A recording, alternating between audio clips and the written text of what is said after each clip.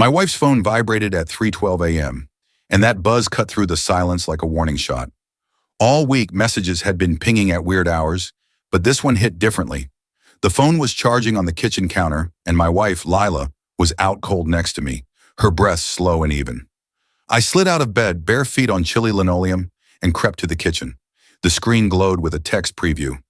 Still thinking about this afternoon. Your guy is still in the dark? I stood there in my sweatpants, those words searing into my brain. I placed the phone back exactly as it was and crawled into bed. Lila hadn't stirred. I lay there, her breathing filling the quiet, plotting my next step like I was back in the service, strategizing a mission. This is war now. I'm Jack Ramsey, and I'm about to wreck 4 lives, probably including mine. Half a year back, things felt solid. My construction business, Ramsey Builds, was picking up steam in Seattle's hot real estate scene. I was 28, fresh off my time in the Marines, starting with just a beat-up van and my dad's old tool chest. Now I had 15 guys on payroll and was chasing a city contract worth $1.8 million. The day everything shifted started like any other. I was going over plans for a waterfront renovation when Cole Bennett strolled into my office. Cole, my project lead, was brash, driven, and a couple years younger than me.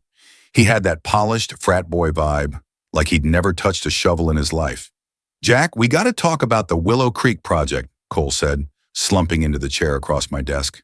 His crisp shirt probably cost more than my work gloves. What's up? I asked. Permits are stuck again. The city's demanding another environmental report. I set the plans down and eyed him. That's the second holdup this month. Are you sure you're on top of this? Cole's jaw twitched. I've got it under control. Maybe if you gave your crew more leash, we'd get somewhere. That was Cole, always poking, always testing limits. I hired him because he was sharp and eager, but lately his ambition seemed aimed at something beyond the job. I trust outcomes, I said. Get those permits by Thursday. After Cole left, I headed to the site behind our office. The scent of wet cement and cut lumber always steadied me. My business partner, Grant Sullivan, was there, chatting with our subcontractor, Felix. Grant was the finance guy, slick, well-connected, always in suits that screamed money. Felix was the opposite, inked up, rough-talking, but the best mason in town. Jack, Grant waved me over.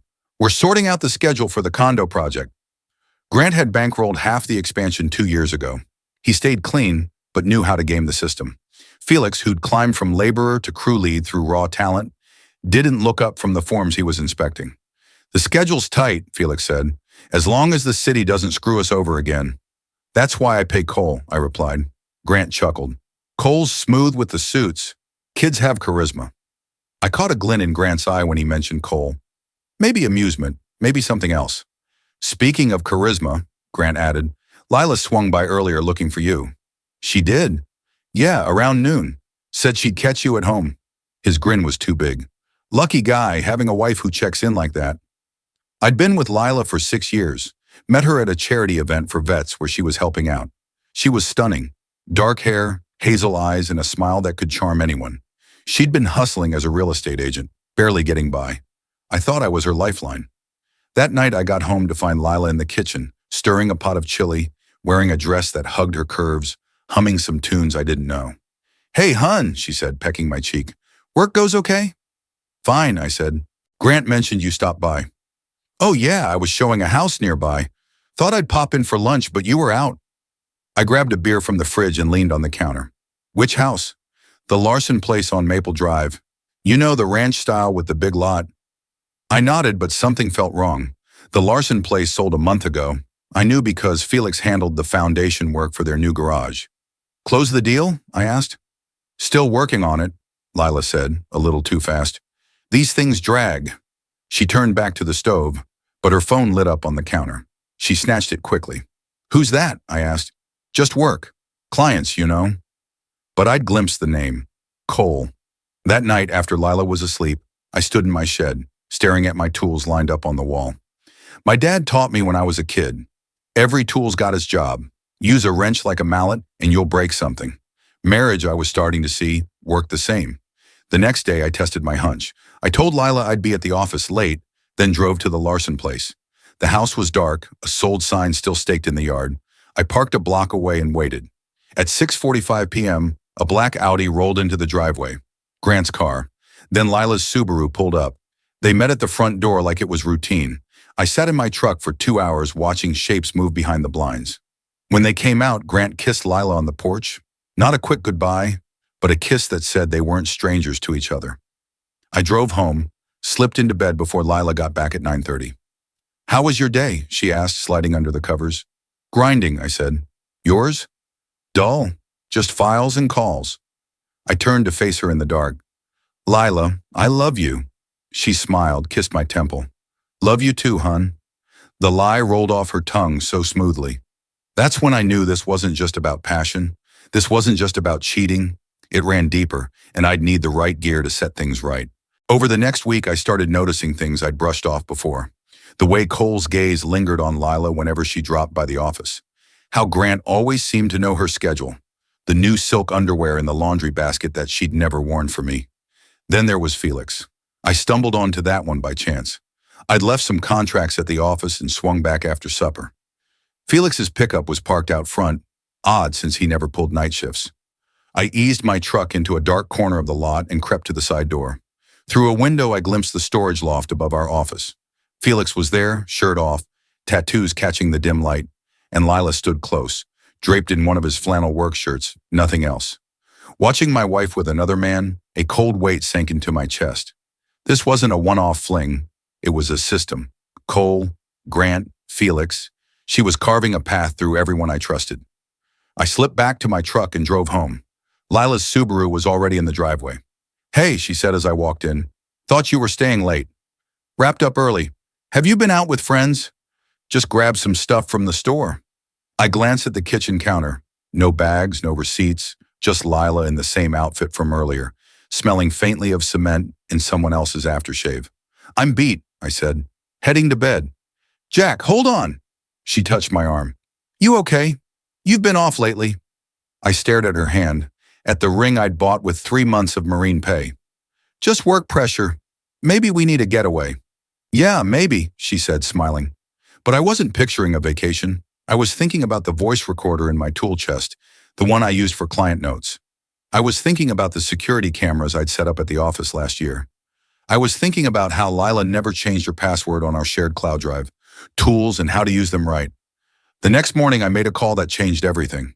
Instead of confronting Lila or laying into the 3 guys who'd stabbed me in the back, I decided to build something unshakable, like the foundations I poured for a living.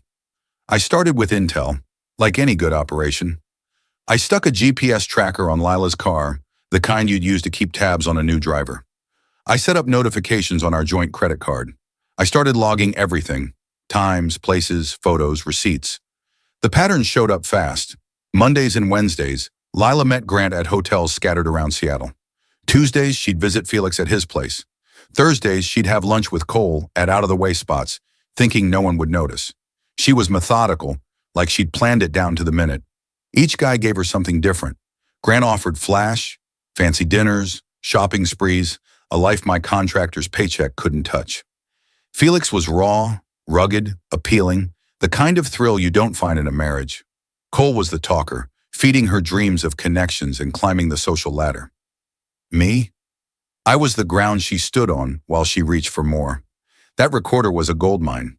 Lila always left her purse on the kitchen table, and phones pick up sound even when they're locked. I started catching snippets of her calls, enough to map out the whole mess. Told him I was showing the Carter house. "I think we're just colleagues, too caught up in his little company. Once that city deal lands, we'll sort out what's next." About Jack. That last bit froze me. They weren't just fooling around. They were scheming, targeting my business, my life's work. I backed up every file to a safe deposit box across town. Then I did the hardest thing. I stayed quiet and waited. 3 weeks later, the city contract came through, $1.8 million to overhaul an old civic center in downtown Seattle. It was the kind of job that had put Ramsey Builds on the map. Grant called an urgent meeting that Thursday afternoon.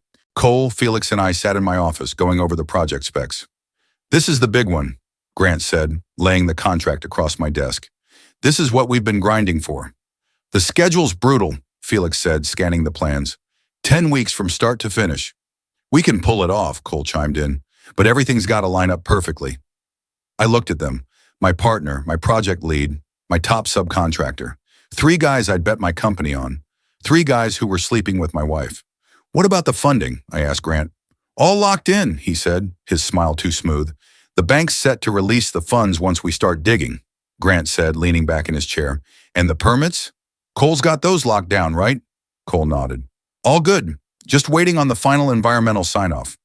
I sat there staring at the 3 of them and made a choice that could either save my company or torch it. I'm shaking up the management for this project, I said. Their heads snapped toward me. Shaking up how? Grant asked, his voice tight. I'm bringing in an outside project lead, someone who's handled city contracts before. Cole's face was drained of color. Jack, I've got this. I've been running projects for years. Nothing personal, Cole. This job's too big for risks. Who are you bringing in? Grant pressed, and I could hear the edge in his tone. Vince Carter. He oversaw the Civic Center rebuild in Denver last year. Felix let out a low whistle. Carter's pricey. Carter's the best, I said, and he's free to start. The meeting wrapped with stiff handshakes and fake grins, but I saw the unease in their eyes. Whatever scheme they had cooking, I'd just thrown a wrench in it. That night, I made the most critical call of my life. Carter Project Solutions, a gruff voice answered. Vince, it's Jack Ramsey. We met at the Contractors Expo in Denver. Jack, how's the game? Solid. I've got an offer for you. I laid out the city contract and what I needed. Vince was intrigued but had terms.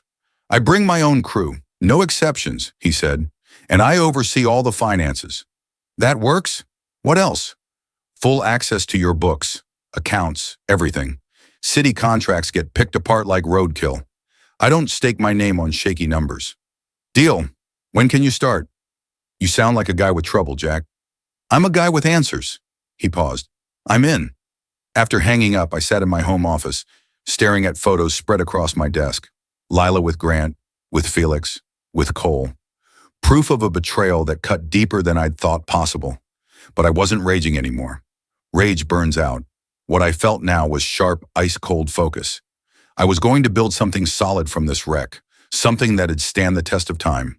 The first crack in their plan showed up Monday morning. Vince Carter rolled into the office at 6:45 a.m., hard hat on, briefcase stuffed with contracts. He was exactly what I needed, professional, meticulous, and relentless about paperwork. Let's get to it, Vince said, settling into the meeting room. I need your financials for the last 2 years. Bank records, invoices, payroll, the works. Grant squirmed. That's a mountain of documents, Vince. Maybe start with the current job and work back? No dice, Vince shot back. My way or I walk. Cole tried next. Some of that's sensitive. Client data, proprietary stuff. Vince fixed him with a stare like he was sizing up a bug. Kid, I've been at this since before you were born. I know what's sensitive. The question is, do you? I watched Grant and Cole trade a quick look. Felix just sat there, arms folded, looking like he'd rather be anywhere else. We'll get you whatever you need, I said. Grant, can you set Vince up in the spare office with access to our files? Sure, Grant muttered, his smile forced. That afternoon, Vince pulled me aside. We walked out to the job site, away from prying ears. Your books are a disaster, he said bluntly. What's that mean? Someone's been playing fast and loose. Invoices that don't line up with orders. Payments to subcontractors for jobs that never happened. Money bouncing around like it's in a pinball machine. That cold knot in my chest tightened. How much? Hard to pin down without a deep dive, but I'd say $60,000 to $80,000 over the last year and a half. My mind flashed to Grant's tailored suits, his Audi, the hotels where he met Lila. There's more, Vince said. Some of these payments went to companies that don't exist, like Northwest Ventures and Cascade Holdings. No record of them anywhere. What's the move? Depends on your goal. We can sweep it under the rug or go full audit. But if you want the city contract, you gotta decide quick. The city tears through everything. Keep it quiet for now, I said, but log every detail. Vince nodded. I'll need access to all accounts. Every single one. You got it. And Jack, watch yourself. People who rip off their partners don't stop at cash. That night I came home to Lila in a strangely chipper mood. She was cooking my favorite, grilled pork chops with roasted corn, and had cracked open a bottle of red. What's the occasion? I asked, settling at the table. Can't a wife just treat her man? She moved around the kitchen, and damn, she was still gorgeous. Even with everything I knew, part of me wanted to buy the act. How was work? She asked, sliding a plate in front of me. Eventful. We brought on a new project lead for the city job. Her hand froze for a split second as she poured the wine. Oh? I thought Cole was running that. Plans changed. This guy's got more experience with city work. What's his name? Vince Carter. You wouldn't know him. Her smile was tight, not reaching her eyes. Sounds like a pro. We ate, chatting about nothing, weather, weekend plans. But I could feel her tension, like she was already texting her lovers the second I looked away. After dinner, I said I needed to check some files. Instead, I drove to the office, slipped in through the back, and headed to Grant's desk. The place was dark, just security lights humming. I fired up his computer. I'd caught his password months back, watching him type it. His son's name and birth year, about as secure as a paper lock. His emails painted a picture I'd feared, but didn't want to believe. For the past 6 months, Grant had been emailing a real estate outfit in Miami about buying out my stake in the company. The price they were tossing around was a fraction of what it was worth, timed perfectly with the city contract. Their scheme was slick and simple. Grant would cook up a financial mess to force me to sell cheap. Those ghost payments Vince uncovered? They were part of it. Cash funneled out to fake invoices, making it look like I was botching budgets and mismanaging jobs. Cole was slipping our bid details to rival firms, tanking our chances at other contracts. Felix was keeping a log of every hiccup, every delay, building a paper trail to paint me as incompetent. And Lila? She was the safety net. If I started sniffing around, asking questions, she'd keep me distracted, tangled up in our marriage instead of the business. I printed the worst of the emails and stashed them in my locked desk drawer. Then I sat in the dark for hours thinking about trust, loyalty, and how blind I'd been. By the time I got home, it was past 1 a.m. Lila was asleep, her phone charging on the nightstand. I grabbed it and scrolled through her texts. Cole. He brought in this Carter guy. Know anything about him? Lila. Nope, Jack didn't say a word. Grant. Carter's digging into the books. We need to speed things up. Felix. I'm done. This is getting messy. Grant. Nobody's done. We're too close to bail. Lila. What if Jack figures it out? Cole. He won't. Guy trusts too much. I set the phone down and stared at Lila's sleeping face. She looked calm, innocent, like the woman I'd fallen for 6 years ago. But that woman was a mirage. This was the real Lila, a predator who'd marked me as easy prey and aimed to take everything I'd built. The next morning, I made a choice that had shaped the rest of my life. No confrontations, no playing by their rules. I'd turn their own game against them and come out on top. I started with Cole, the weakest link, the one who'd crack first. I waited until he was alone in his office, then knocked. Got a sec? I asked. Sure, boss. What's up? He said, flashing a nervous grin. I sat across from him, watching his face. He was twitchy, hiding it behind a cocky smirk. I've been thinking about your future here, I said. You've been with us a couple years. Maybe it's time we talk about a step up. His eyes brightened. Seriously? Yeah, I'm considering making you a junior partner. Equity, profit sharing, the whole deal. Cole leaned forward, almost too eager. Jack, I don't even know what to say. Say you'll think it over. Partnership means responsibility, full transparency, total loyalty, no secrets. His face went pale like he'd swallowed something sour. Of course, no question. Good, I said, leaning in, because I've been hearing things lately that make me wonder who I can trust. Money moving funny, leaks, people playing roles they don't own up to. Cole's mouth opened, then shut, like a fish gasping for air. What kind of things? Just think about the offer, I said, standing. But remember, partners don't keep secrets, not even the messy ones. I left him there, sweating through his fancy button-up. Next up was Felix. I caught him at the condo site, overseeing a foundation pour. He was damn good at his work, I'd give him that. Shame he was better at stabbing friends in the back. Felix, let's walk, I said. We moved away from the rumble of the mixers. He lit a cigarette, waiting for me to speak. I'm shaking things up at the company, I said. New management, tighter processes. Big changes coming. Changes like what? He asked, blowing smoke. More oversight, stricter accountability. Vince Carter's auditing all our subcontractor deals. Felix's hand froze mid-drag. Auditing what exactly? Work quality, invoices, accuracy. Personal conduct, too. City contracts demand it. Background checks, financial reviews, even character assessments. He ground his cigarette under his boot. What are you driving at, Jack? I'm saying I know what's been going on. All of it. He stared at me, then gave a slow nod. What do you want from me? I want you gone. Find a job somewhere else. Don't talk to anyone from this company again. Ever. And if I don't, then Vince's audit will turn up some real interesting stuff about your billing, like those fake invoices for Gulf Coast supplies. And the city will hear about your time with my wife. Felix's jaw tightened. You threatening me? I'm giving you an out. Take it or don't. He stared a moment longer, then turned and walked off without a word. I watched him go, feeling nothing but the cold certainty of doing what had to be done. That left Grant. He was the mastermind, the one who'd turned my crew against me and pulled Lila into his orbit. He deserved something extra. I found him in his office that evening, hunched over what looked like contract drafts. He glanced up when I knocked, waving me in. Jack, good timing. I'm just going over the city contract terms. Actually, Grant, I've got something else to talk about. I set a folder on his desk. Been looking into some investment options. There's a firm in Miami buying up construction companies. Aggressive bids, fast deals.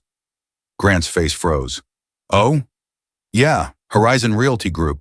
Ring a bell? Sounds vaguely familiar. It should.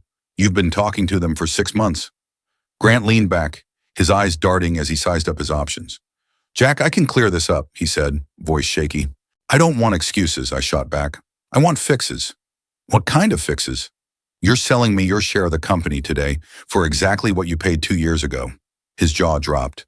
That's crazy. The company's worth 4 times that now. It's worth what I say it is.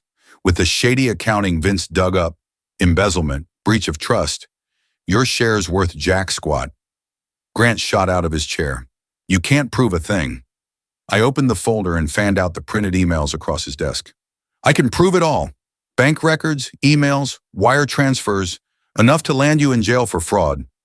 His hands trembled as he scanned the papers. How'd you? Same way you've been skimming from me for months, by keeping my eyes open. He collapsed back into his chair, deflated. What do you want? Sign a buyout, transfer your shares to me, and vanish from my life. And if I don't, then I call the cops, the DA, the state board, and Horizon Realty Group to let them know their new buddy's a crook. Grant stared at the emails, then grabbed a pen. One more thing, I said as he signed. Stay away from Lila. He looked up, and for a second, I thought I saw guilt flicker in his eyes. Jack, about Lila. Don't. Just stay away. He nodded, scribbling his name. I gathered the papers and headed for the door. Jack, he called. For what it's worth, I'm sorry. I turned. You're not sorry. You're sorry you got caught. Big difference. I left him there, in his fancy suit, in his fancy office, signing away everything he'd tried to swipe. But the toughest part was still coming. I got home to find Lila in the living room, still in the blazer she'd worn to show houses that didn't exist. Her eyes searched mine as I walked in, full of questions. How was work? She asked, voice light but forced. Busy. Made some staff changes. Oh? Grant's out. Felix too. Cole's weighing his options. She went quiet, processing. That's a lot to shake up at once. Sometimes you gotta cut out the dead weight to save the rest. Lila stood and drifted to the window, staring out at the twilight. Jack, you okay? You've been off lately. Off how? Distant, like something's eating you. I sank onto the couch, really looking at her, but now I saw the gears turning behind her eyes, probing for cracks. I'm not mad, I said. I'm let down. Let down by what? By the people I trusted. Their choices. Their lies. She turned, facing me. Jack, what's going on? You're freaking me out. Am I? Or are you scared because you know what's coming? Her face paled. What are you talking about? I pulled a manila envelope from my jacket. I know about Cole, about Grant, about Felix. I know it all. Lila's knees buckled, and she dropped into the armchair by the window. How long have you known? Long enough to document every detail, long enough to plan my moves. Jack, let me explain. Explain what? That you've been with 3 different guys? That you've been lying to my face for months? That you and Grant were scheming to steal my company? Tears streamed down her face. It wasn't supposed to go like this. How was it supposed to go? I don't know. I was lost, lonely. You were always buried in work, obsessed with the business, I felt invisible. So you hooked up with my crew. It wasn't about the passion. It was about feeling seen, valued. I stood and walked to the mantel, staring at our wedding photos. You felt valued by tearing down everything I built? I didn't mean for it to go that far.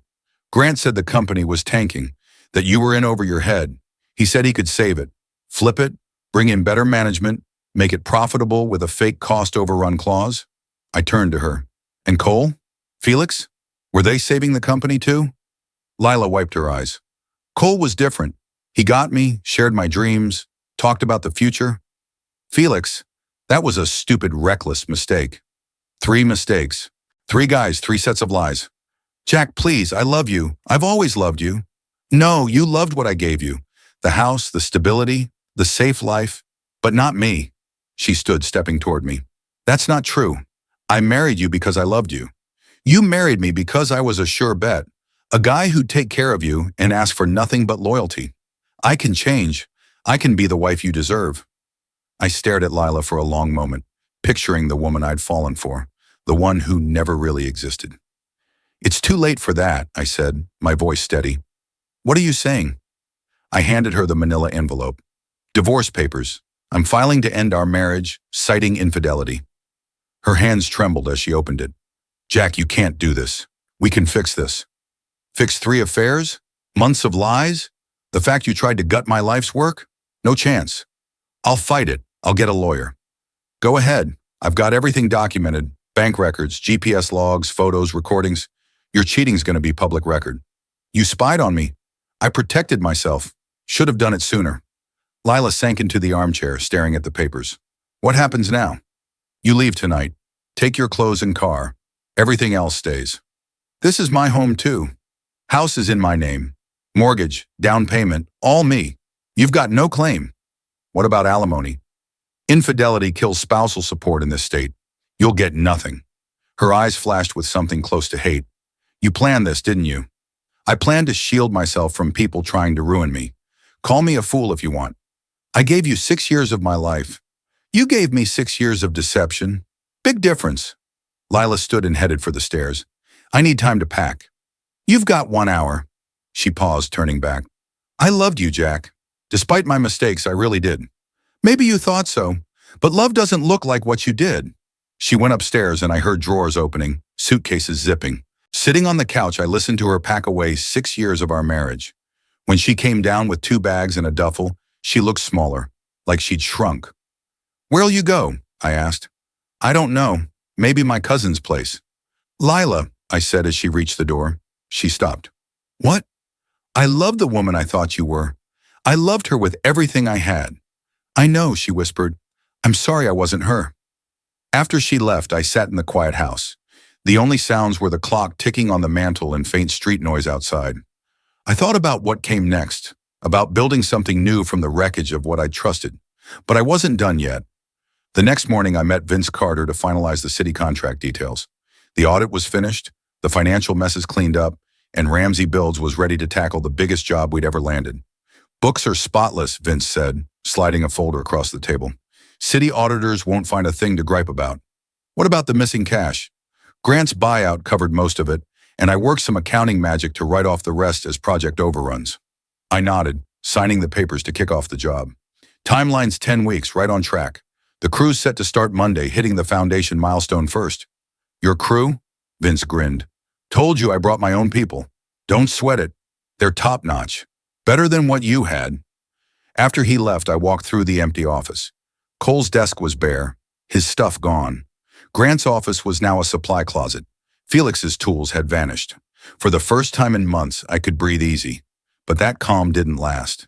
3 weeks into the city project, Cole showed up at the site, looking rough, unshaved, clothes rumpled, eyes sunken. Jack, I need to talk. I set down my clipboard and nodded toward the trailer we used as a temp office. Make it fast.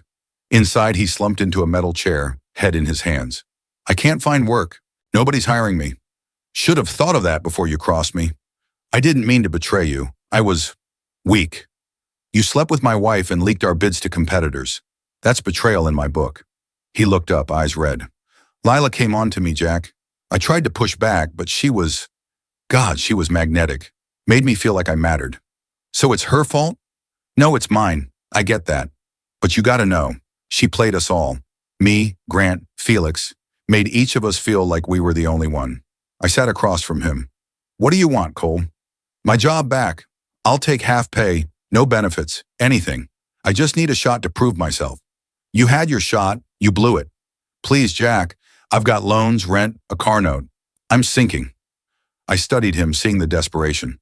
Part of me felt for the kid, young, dumb, and played by a pro. But pity was a risk I couldn't take. Here's the deal, I said. I'll write you a reference, a fair one. I'll say you're good at project management but made bad personal calls that messed with your work. That's more than you've earned. He stood slowly. What about Lila? You divorce her? That's not your business. She called me last week. She's in some rundown apartment across town, working retail.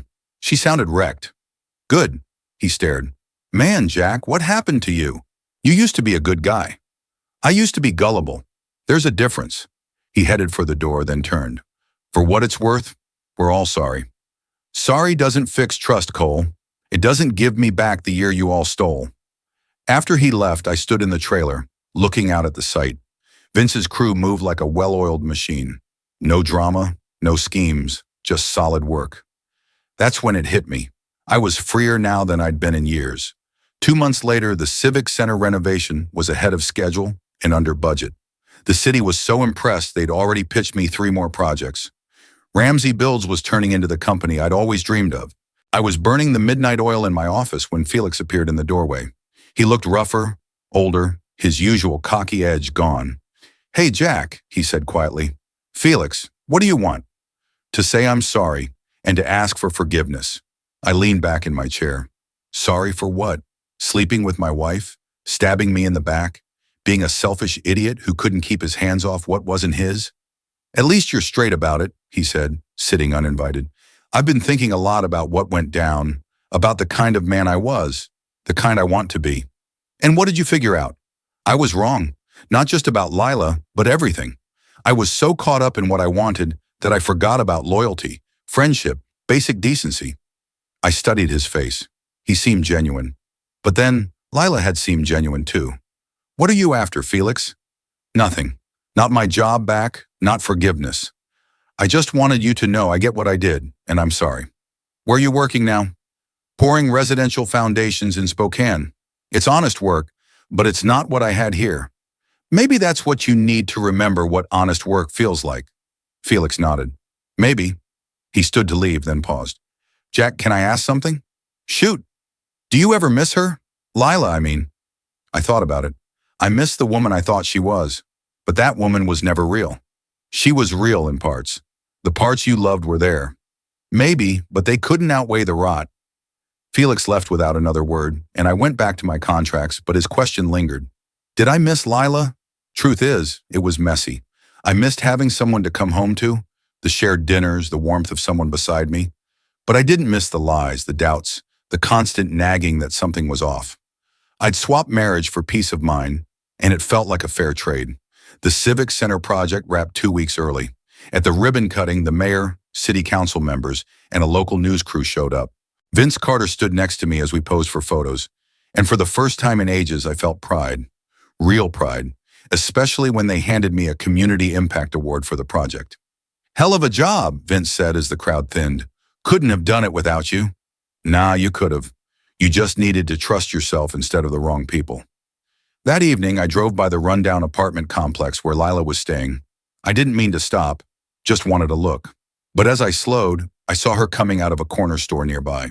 She looked thinner, worn, in unfamiliar clothes, her hair cropped short and tied back. Her walk was cautious, less sure. Our eyes locked across the parking lot. For a moment, we froze. Then she walked toward my truck. Hey, Jack, she said softly. Lila. She looked older, fragile. Heard about the city contract. Congrats. Thanks. Paper said you're bidding on 3 more projects. News spreads quick. She shifted her weight. I also heard Cole and Felix came to see you. They did. I told them actions have consequences. Lila stared at her hands. I deserved what I got. I know that. But they were just dumb, not evil. You're all grown-ups. You all made choices. Yeah, we did. She met my eyes.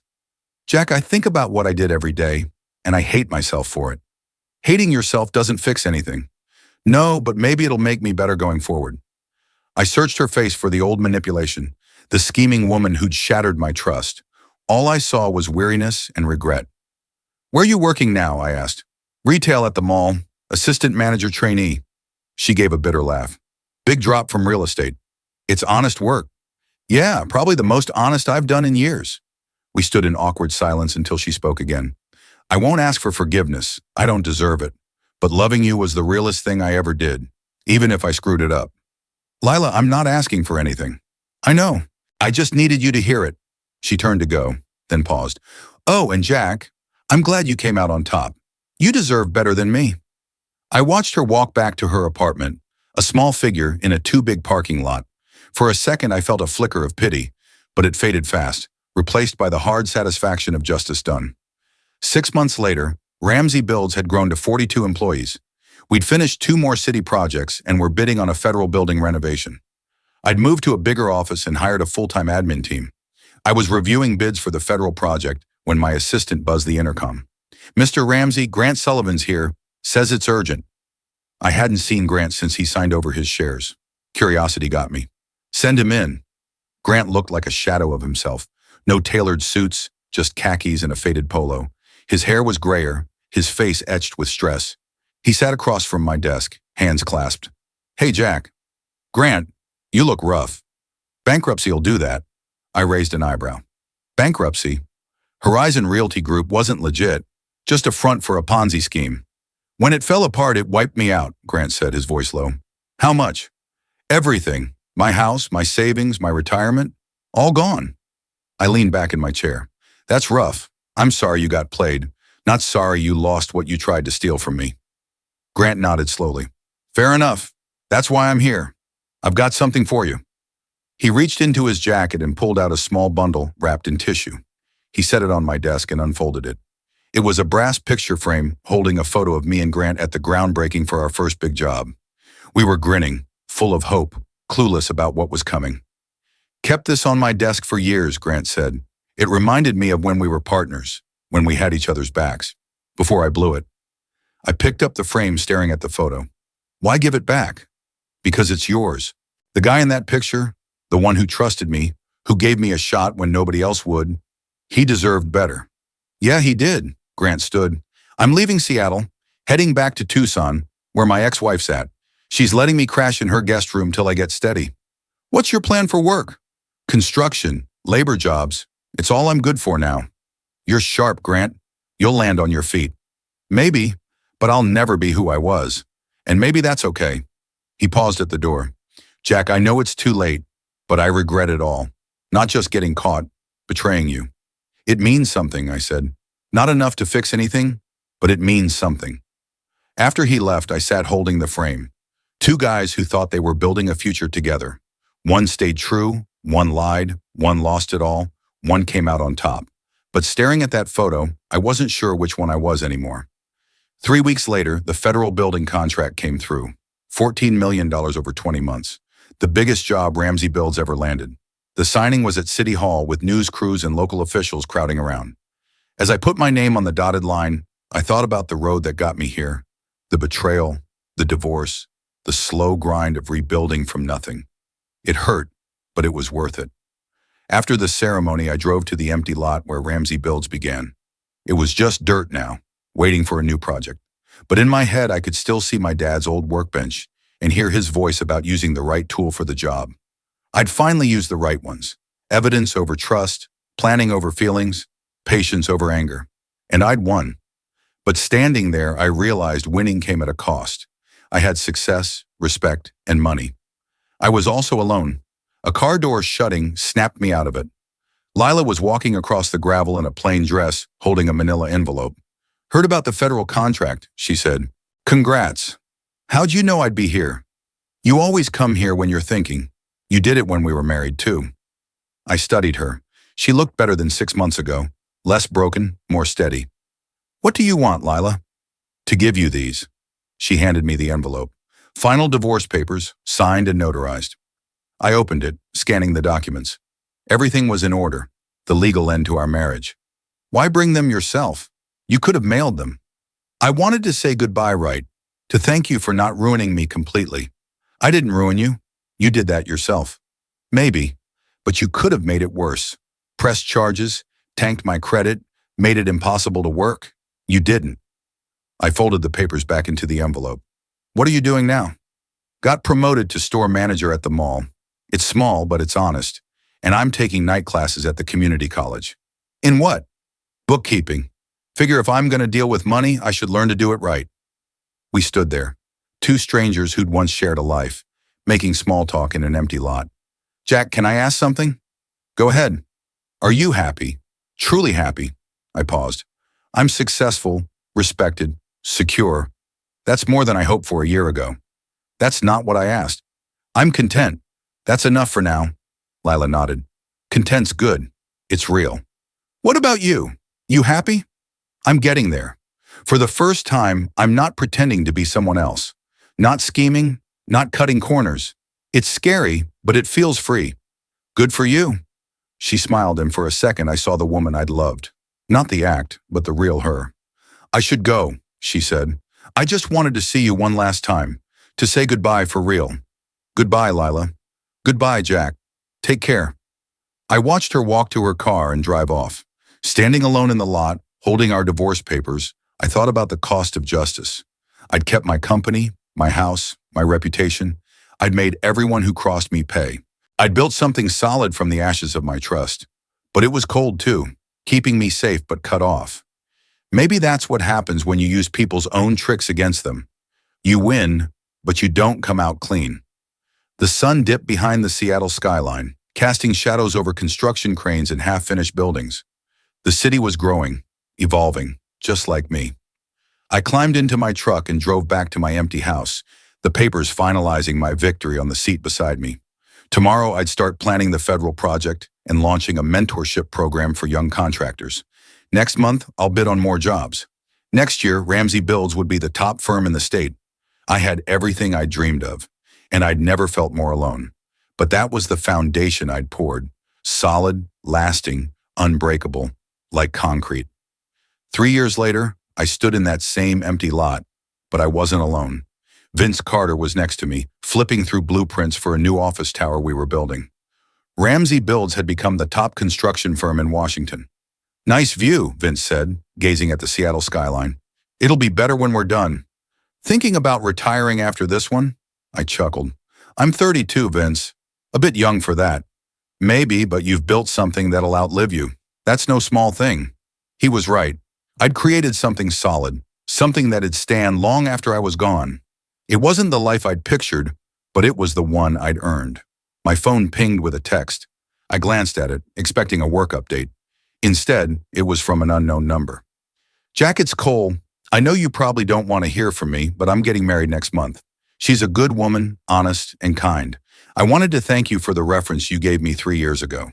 It got me the job that led to everything good in my life now. Hope you're doing okay. Cole? I stared at the message. Cole had found someone new, someone who wouldn't betray him. He was building a life on trust, something I'd forgotten how to do. Good news? Vince asked. Maybe, I said. Yeah, maybe.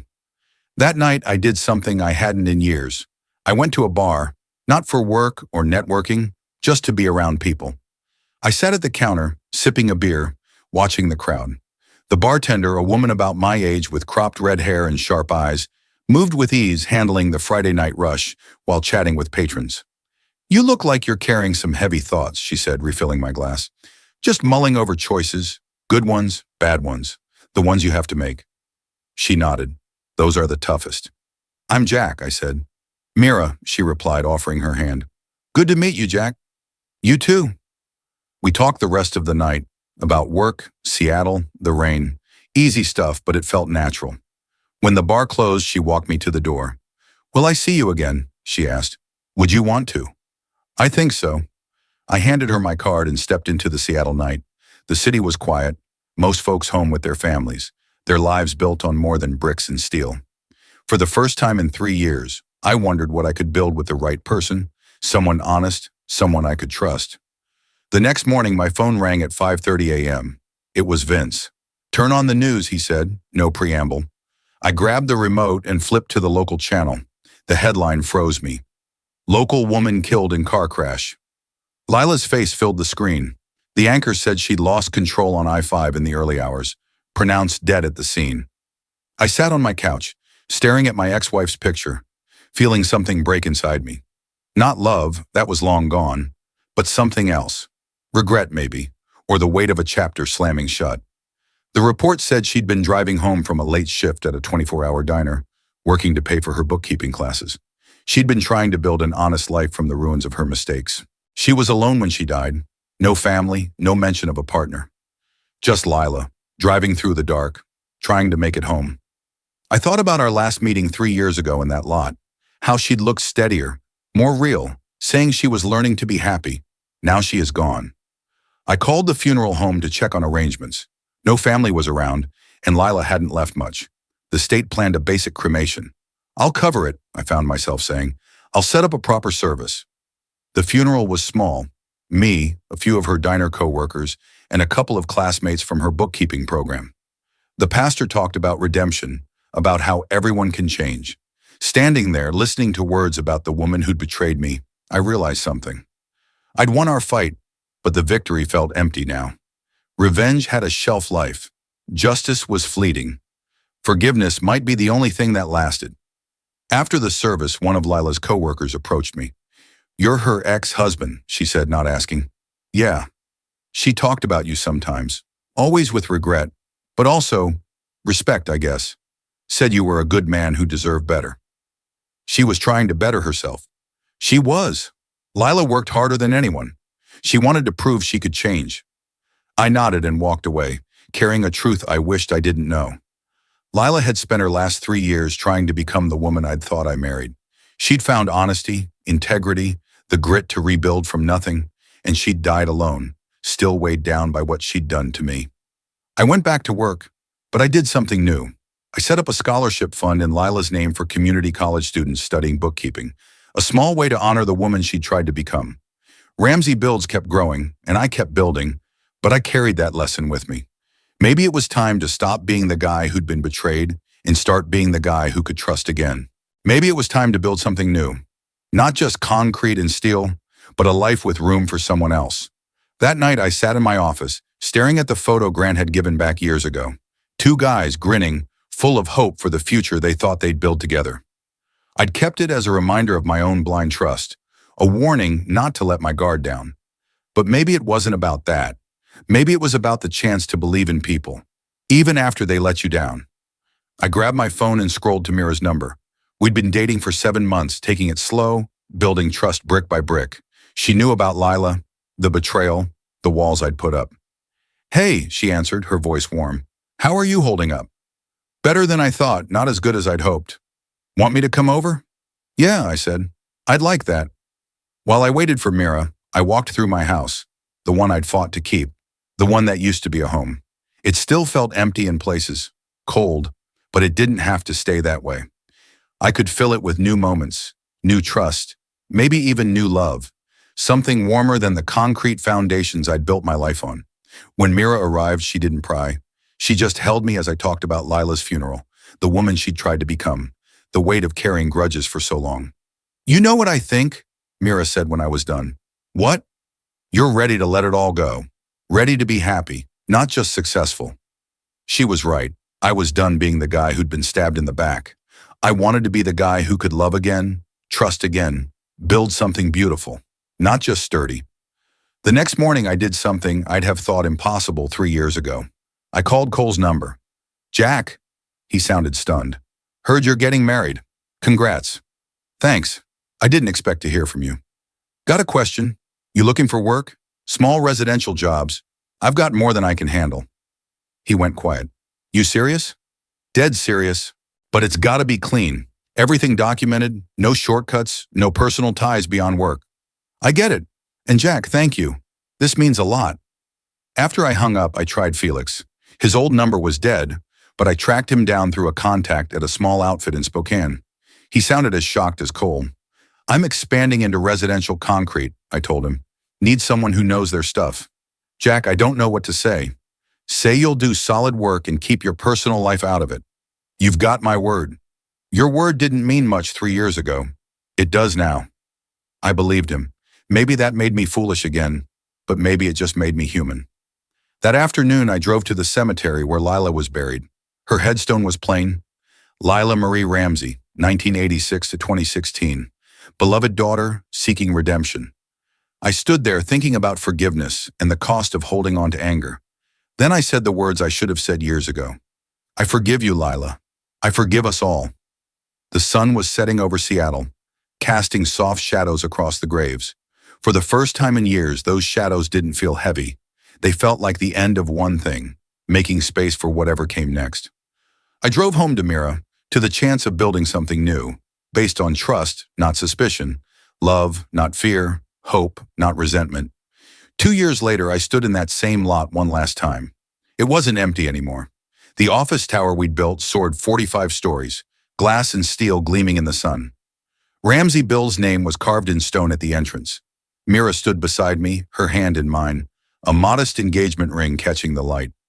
We'd been engaged for 4 months, planning a wedding that'd be simple, honest, real. No regrets? She asked, looking up at the building. About the tower? Never. About anything. I thought about Lila, who died trying to be someone better. About Cole and Felix, both working for me again, proving they'd learned from their screw-ups. About Grant, who'd written from Tucson, saying he was running a small crew, and finally at peace. No regrets, I said. Just lessons. What did you learn? That justice isn't revenge, that winning isn't happiness, that some things matter more than guarding yourself. Mira squeezed my hand. Like what? Like loving someone who's worth it, like building something for the right reasons. We walked to our truck, ours now, and drove home together.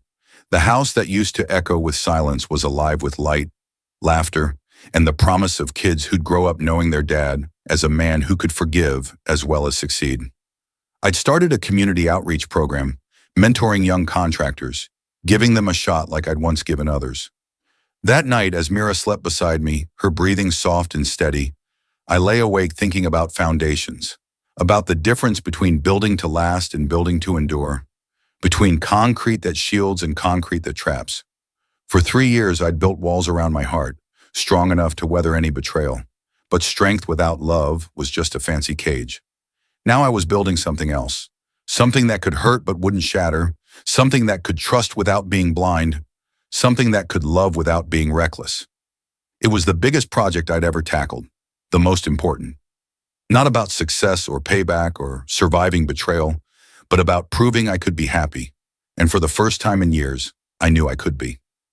Mira stirred, and outside, Seattle hummed quietly, a city of dreams, grit, and the hope that tomorrow could outshine today. I closed my eyes, listening to my fiance's breathing, to the quiet of a house filled with love, not anger, to the promise of a future stronger than concrete. I'd won the fight against those who'd crossed me, but lying there in the dark with the woman I loved, I realized I'd won something bigger. I'd won back my trust, my joy, my humanity. That was a victory that'd last forever.